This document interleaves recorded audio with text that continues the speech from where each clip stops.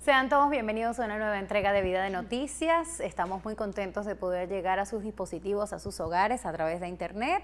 Es, como siempre, un placer servirles y acompañarles. Hoy vamos a hablar de derechos humanos en Venezuela. Cuando hablamos de derechos humanos, generalmente usted se imagina a los jóvenes venezolanos que están en prisión tras las protestas, pero también hay unos cuantos, otros más, que deben ser abordados en programas como este. Y para eso estamos hoy aquí junto a Esperanza Hermida. Ella es representante de Provea, es coordinadora de exigibilidad, ese es el cargo, y está con nosotros para revisar el contenido del informe de Provea. Porque Esperanza, bueno, le decía yo a mi audiencia, casi siempre, bueno, los temas como los derechos humanos se van escapando de la agenda pública porque el gobierno insiste en que otros temas sean la noticia. El Padre Nuestro de Chávez, la captahuella para los alimentos, temas que seguramente ese tema por ejemplo lo podemos abordar un poco más adelante, pero el contenido del informe de Provea es muy rico en el tratamiento de los derechos humanos en Venezuela. En principio quisiera que nos cuentes o profundizar en el tema de la exigibilidad. ¿A qué se dedican cuando hablamos de eso? ¿Por qué es importante reivindicar eso, que es un poder que tienen los ciudadanos en este país, desde Provea? Fíjate, Mariana, primero muchísimas gracias por la invitación. En segundo lugar, hablar de exigibilidad en materia de derechos humanos implica hablar de una estrategia que combina las acciones de movilización de las víctimas o de las personas a las cuales se les ha violentado un derecho, las acciones de incidencia ante los organismos del Estado venezolano y las acciones de carácter ya judicial que se interponen tanto a nivel de los órganos de administración de justicia en Venezuela o a nivel internacional. Esa es la combinación fundamental de las diversas actividades que involucra el tema de la exigibilidad, porque si tú lo haces solamente por la vía judicial y no haces acciones de incidencia ante los organismos responsables, de pronto eso es insuficiente si te quedas solamente en la protesta y eso no lo acompañas con la petición de vida a través de los canales regulares, también puede ser insuficiente. Es una combinación de factores. En ello, el monitoreo de derechos humanos es fundamental también porque de esa manera nosotros realizamos Contraloría Social. ¿Qué significa monitorear? Significa investigar si efectivamente las políticas públicas anunciadas por el Estado se verifican, se cumplen y tienen relación con la posibilidad de permitirle a la población el acceso a los derechos humanos. Dicho esto, que tiene que ver con el trabajo que realizan desde Provea, vamos a profundizar en la elaboración de los informes para luego ir revisando algunos tópicos importantes en materia de derechos humanos. ¿Cómo se elabora un informe de Provea? Yo le decía en comentarios anteriores a ella que lo importante de insistir en esto, en conocer esto, es que el gobierno generalmente ataca a organizaciones como Provea, acusándolas de falta de rigor, de que son informes politizados o con intereses, quién sabe cuáles. ¿Cómo combaten ustedes eso? ¿Cómo se ejerce el rigor desde Provea para que estos informes sean incluso un instrumento que sirva no solamente al pueblo para verse a sí mismo a través de lo que allí está plasmado, sino también una herramienta útil para quien diseña las políticas públicas para saber qué cosas tienen que corregir? Fíjate que uno de los insumos fundamentales que utilizamos en el informe son las memorias y cuentas de los organismos encargados de ejecutar esas políticas públicas inherentes a la garantía del acceso de la población a los derechos humanos. El segundo insumo es la verificación de todo lo que tiene que ver con la ejecución de la Ley de Presupuesto Nacional.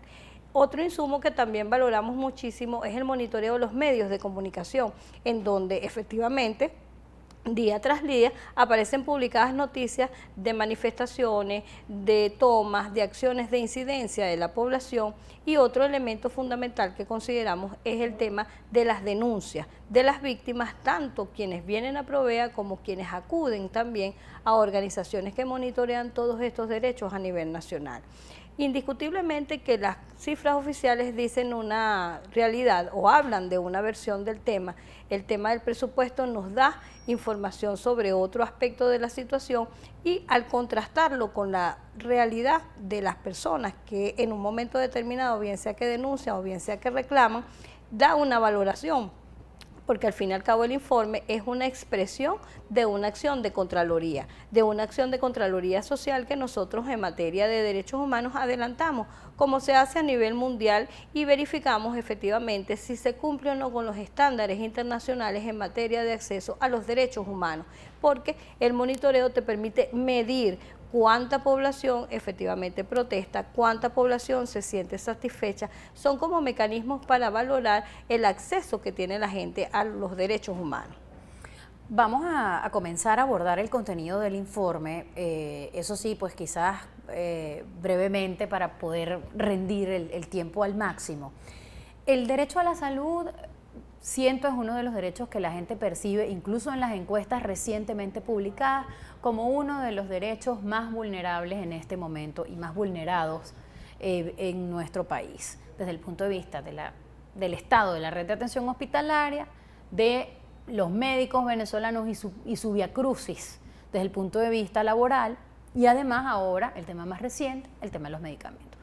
¿Qué está plasmado en el informe? ¿Cuáles son los aspectos más resaltantes de lo que allí figura? Fíjate, un tema importante es que el informe tiene como dos grandes ejes: los derechos civiles y políticos y los derechos económicos, sociales y culturales. En este último aspecto entra el derecho a la salud, y el derecho a la salud porque efectivamente forma parte del compendio de derechos establecidos en la Constitución y que el Estado venezolano debe garantizar. En ese sentido, nosotros monitoreamos lo que tiene que ver con la inversión presupuestaria, lo que tiene que ver con las condiciones de trabajo del personal médico, lo que tiene que ver con la cantidad de personal que efectivamente está en este momento laborando y si se corresponde o no con lo que es la población que debe atender. Hemos estado haciendo un monitoreo también sobre el tema de las medicinas, sobre el tema de las patologías, sobre el tema de los insumos de distinta naturaleza, la infraestructura hospitalaria, y acompañando eso también con algunas acciones de naturaleza judicial. En materia del derecho a la salud, recientemente constituimos en abril de este año la Alianza Social por la Salud. Hicimos una actividad de incidencia en la sede de la Defensoría del Pueblo, donde introdujimos una comunicación solicitándole a este órgano constitucional que se abocara efectivamente a realizar actividades tendientes a la garantía de este derecho. Visitamos con algunos funcionarios de la Defensoría del Pueblo 2 centros de salud, al menos en Caracas, el Hospital de Coche y el Hospital Materno Infantil de Caricuao, y posteriormente cuando íbamos a proseguir con el ritmo pues, de estas inspecciones en Caracas y se iba a articular con las defensorías delegadas a nivel nacional, la verificación de condiciones en otros centros hospitalarios, la Defensoría nos avisó que por órdenes pues superiores se debía constituir una comisión que iba a abordar el tema y que estaban suspendidas las inspecciones. En ese breve tiempo nosotros constatamos in situ que efectivamente todas las cifras que están en el informe se verificaron, se validaron, y hasta constatamos que hay situaciones mucho más graves de lo que habíamos podido conocer. Por ejemplo, en el Centro Materno Infantil de Caricuao, el déficit de personal especialista, nos referimos a pediatras y a obstetras, está en el orden del 70%, siendo que se trata de un hospital que debe atender al menos una población femenina en edad de requerir el servicio de unas 500.000 personas. Cuando encontramos ese tipo de cuadros y cuando entonces también verificamos con otras organizaciones la situación en materia de dotación de medicamentos de VIH, enfermedades crónicas, etcétera, enfermedades de alto costo y de alto riesgo, y llegamos a la conclusión de que estábamos en una situación muy difícil. Hemos hablado de la salud en emergencia y algunas organizaciones solicitamos que el Estado venezolano, para atender esta emergencia, decretase efectivamente la condición de una crisis humanitaria. La Defensora del Pueblo, lamentablemente, lejos de atender ese llamado, pues lo que hizo fue señalar que la nuestra era una opinión sumamente desproporcionada de la realidad, pero nosotros tenemos las cifras. Las cifras evidencian efectivamente que hay una inversión en un sistema de salud paralelo al sistema público nacional, fundamentalmente en materia de barrio adentro, en sus distintos niveles, que no es monitoreado, que no se conoce efectivamente la eficacia de los resultados de la atención que allí se presta, hay una fuga efectivamente muy importante de profesionales a todos los niveles y lamentablemente hasta en el caso de los médicos integrales, que en el caso de Caricuao lo pudimos verificar, ellos carecen de la capacidad para encargarse de la atención de todas las personas que requieren digamos, el acceso a este derecho, porque no hay condiciones ni de infraestructura, ni de insumos, ni de capacitación de personal para atender lo que es la demanda de la población. En eso el Estado sigue teniendo una gran deuda y es una mora muy grande la que existe en el país en materia del derecho a la salud. El trabajo que haces en Provea, según lo que conversamos antes de esta entrevista, tiene mucho que ver con el tema de la seguridad social, que insisto, es otro de los grandes temas abandonados en la palestra pública, no porque no sea un tema de interés, sino porque la urgencia de los otros temas se impone y esto se va quedando allí debajo de la alfombra, ¿no? Vamos a levantar esa alfombra y vamos a contar qué es lo que tiene el informe de Provea en materia de seguridad social, porque sin duda tiene una vinculación muy grande con lo que ha ocurrido los primeros meses de este año en nuestro país en materia de protesta. Nosotros un poco decimos que el informe anual de Provea en el caso del año 2014 es como una especie de espejo retrovisor, es decir, nos permite ver cuáles son los antecedentes de esta situación que vivimos en el primer semestre del año 2014. ¿Por qué? Porque si tomamos en consideración las cifras de violaciones al derecho a la salud que están expresadas allí, la negativa a garantizar el acceso de la población al derecho a la vivienda, sobre todo porque hubo un descenso importante en la construcción de viviendas inherentes al tema de la política pública denominada Gran Misión Vivienda Venezuela. Si vemos que se descendió en un 34.8% en el otorgamiento de pensiones, estamos hablando de alrededor de 100.000 seres humanos que dejaron de tener la posibilidad concreta de acceder a ese derecho. Entonces, obviamente, pues vemos que la situación que se expresa en el año 2014 a nivel de manifestaciones no es más que una continuidad de las más de 5.000 protestas que ya se venían registrando prácticamente de manera anual en los últimos 5 años. Protestas, por cierto, encabezadas en su gran mayoría por el sector laboral, gente exigiendo contrato colectivo, gente exigiendo que se le cumpliera sus aumentos salariales, gente que estaba peleando porque se respetara la libertad sindical, gente inclusive en las calles peleando porque se garantizara la seguridad no social, sino la seguridad vital, ciudadana, lo que tiene que ver con la seguridad ciudadana. Entonces estos antecedentes que están allí expresados en el informe anual debieron haber sido leídos sobre todo por el Estado venezolano. Lamentablemente, tú lo decías al principio, ¿no? Que cuando se habla en materia de derechos humanos se toma en consideración una parte, quizás las personas privadas de libertad, porque efectivamente sus protestas son como más llamativas, o cuando estamos en una situación de violencia, que es el otro elemento, los temas de represión, la actuación de los cuerpos represivos del Estado. Pero si el Estado venezolano valorase las cifras que efectivamente se vienen presentando en el informe, hubiese tenido la posibilidad de reorientar sus políticas y de atender a la población y muchos quizás de los elementos en materia de derechos económicos, sociales y culturales que se vienen adeudando en el país hubiesen podido haber sido atendidos y por lo menos esos ingredientes no hubiesen formado parte de la gran deuda que tiene el Estado con la población. En el caso de la seguridad social,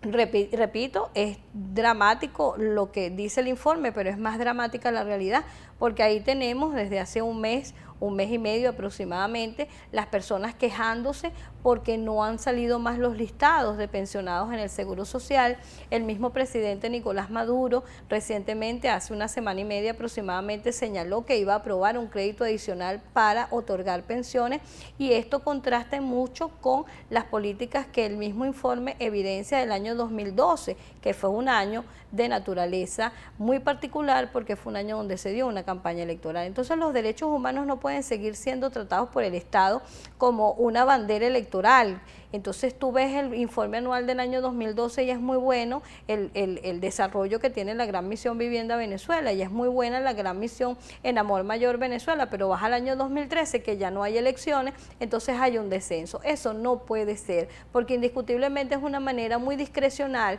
oportunista y clientelar de darle cumplimiento de manera relativa a algunas políticas que tienden a atender derechos humanos, a garantizar el acceso de la población a derechos humanos, pero luego el año siguiente se deja de invertir socialmente, se deja de utilizar nuestra poderosa renta petrolera para atender esos requerimientos, y ahí entonces se presentan con mayor énfasis el descontento, la desesperanza y la frustración de la gente. Hay una estructura que tratamos aquí en el programa Esperanza al inicio de este espacio en este canal, que es la estructura del gobierno de los planes que se ha mudado a la Misión Vivienda. Eso no lo digo yo, eso me lo dijo aquí un periodista venezolano, Alvinson Linares, que tuvo la ocasión de entrar a la Torre de David y que nos decía que esa estructura de gobierno de un delincuente que somete al resto de la población y les cobra para mantener el aparente orden con el monopolio de las armas se está mudando a la Misión Vivienda. Entonces, cuando uno revisa todas estas cosas, evidentemente en este programa no nos da tiempo de hablar de eso, pero eso está allí, y esas son las cosas que el gobierno lamentablemente no ve y que uno desde el ámbito de la denuncia trata de mostrar lo que está ocurriendo. Pero sí, muy buenos los números de la Misión Vivienda, pero además cómo viven esas personas, quién ejerce el poder allí. Yo me queda poco tiempo, pero no quería dejar que te marches sin pedirte tu reflexión, esto sí en materia de derechos humanos, porque sabemos que el rigor con el que ustedes trabajan no es que no les permite opinar sobre una cosa que no está implementada, porque en virtud además de lo serios que son para manejar estos temas, pero sí desde el punto de vista de los derechos humanos. ¿Qué pasa cuando a la población se le pretende controlar el acceso a un derecho humano que es la alimentación? Nosotros hemos venido denunciando en ese terreno que desde hace algún tiempo ya se viene presentando la limitación material objetiva de la población al acceso a la alimentación, cuando la escasez es mayor que la distribución del producto, cuando incluso la capacidad adquisitiva del salario se ha reducido. Ya ahí son elementos fundamentales para restringir el acceso de la población. Cuando tú tienes una inflación, una escasez y aunado a ello una política laboral que impide que efectivamente los ajustes salariales se comparen con lo que ha sido el crecimiento vertiginoso de los precios de la cesta básica, la canasta alimentaria, ya ahí tú tienes cercenamiento del derecho a la alimentación. Nosotros en el caso de las políticas que se han venido anunciando, hemos sido muy claros y hemos sido muy rigurosos. Nosotros en este momento no podemos opinar acerca de una política que está en anuncio cuando tenemos una realidad, que es que ya existen limitaciones, repito, al acceso a la alimentación. Limitaciones porque el Estado venezolano está en la obligación constitucional de garantizarle a la población por lo menos el acceso a todos los productos de la canasta alimentaria, y en eso no debe haber ningún tipo de limitación. Cualquier elemento, cualquier política que el Estado instrumente para garantizar eso será bienvenida. Cualquier política que el Estado instrumente para limitar ese acceso es negativa, es violatoria de derechos, está totalmente de espaldas a la Constitución y no garantiza en modo alguno una elevación de la calidad de vida de la población, que es en definitiva hacia donde debe apuntar una política pública de garantía de acceso a los derechos humanos en el país. Sí, que quiero recordarles, amigos, que el tema de los jóvenes, sobre todo de los estudiantes privados de libertad, no fue el objeto central de esta entrevista, precisamente porque hace algunos días Chente estuvo conversando con el representante máximo de ustedes aquí sobre ese tema, y nuestra intención era precisamente abordar esas otras cosas que se quedan en el camino y que los trapos rojos muchas veces pues no dejan que uno analice o que uno pues centre la mirada en ello. La manera más fácil de comunicarse con ustedes para denunciar cualquiera de estas violaciones a los derechos humanos, Esperanza, ya para despedir. Estamos en nuestra página web www.derechos.org.be. Allí está nuestro contacto, allí está nuestros teléfonos 0212-862-5333, 0212-860-1011, nuestro Twitter, @ _P mayúscula Provea con B pequeña. Y también están nuestros correos. En el caso en mi caso particular, la coordinación de exigibilidad es exigibilidad@derechos.org.be. También está el correo medios@derechos.org.be y coordinación@derechos.org.be. En nuestra página web todos estos digamos datos están, y estamos también pues a la orden en cualquier momento para recibir denuncias, para recibir aportes, para recibir información y para dar seguimiento a todos estos eventos. Gracias por acompañarnos. Gracias, Mariana, por permitirnos en estas condiciones hablar un poco más ampliamente de lo que son los derechos humanos en Venezuela. Afortunados somos por tener profesionales al servicio de los derechos humanos en este país. Luchadores como ella hay, muchos anónimos, no todos tienen la ocasión de estar conversando con ustedes, pero sabemos que están allí trabajando por que todos tengamos un mejor país y porque nuestros derechos sean respetados todos los días en esta Venezuela. Con ustedes, como siempre, es el compromiso, servirles y acompañarles. Muchísimas gracias.